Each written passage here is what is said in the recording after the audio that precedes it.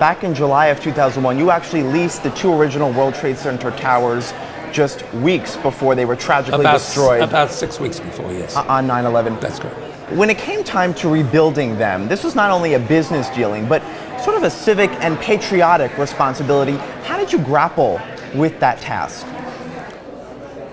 With a huge amount of trepidation and concern, because there was no capacity to understand the magnitude of what was befalling us. We didn't know if something else was going to follow the disaster of 9/11. So the uncertainty that existed, and no one could quite get their hands on what was going to affect us next. So tremendous periods of deep trepidation, huge concern. But once things began to settle down and we began to ponder what was going to happen next, it became obvious to me we needed to rebuild the Trade Center. And it didn't take us long before we did exactly that. You look at the political gridlock in Washington, this jaw-dropping presidential election. I mean, your involvement in rebuilding Ground Zero, you work with governors.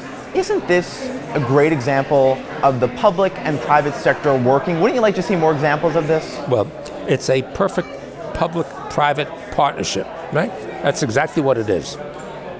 Only one that's involving multiple billions of dollars, maybe $30 billion by the time everything is done. But we dealt with 6 governors in New York, 5 in New Jersey, 6 here. We dealt with primarily one mayor, now the second, and the mayor was Mike Bloomberg. We dealt with countless chief executives of the Port Authority, chairman of the port. I mean, such a huge number of public officials that it took much longer as a result of the public involvement than it otherwise would have. This building also has condos for, tens of millions of dollars. Give us a quick take on on where we are in the luxury market in New York City. Obviously, it's, some are worried that it's a bubble. Well, I wouldn't say anybody needs to worry that it's a bubble, because in fact, we have overbuilt the luxury condo market in New York.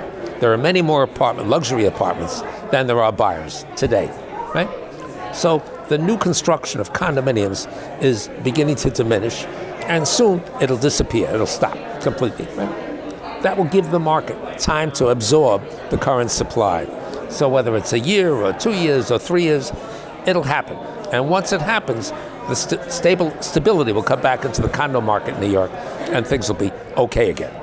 So, and for the moment, it's a good opportunity for purchasers to negotiate for contracts, for opportunities to buy. Good buying opportunity. It's a better buying opportunity than a selling opportunity.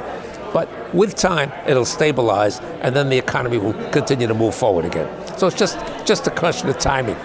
Larry Silverstein, thank you so much for joining us. Pleasure. Congrats on all the success. Thank you very much. Pleasure.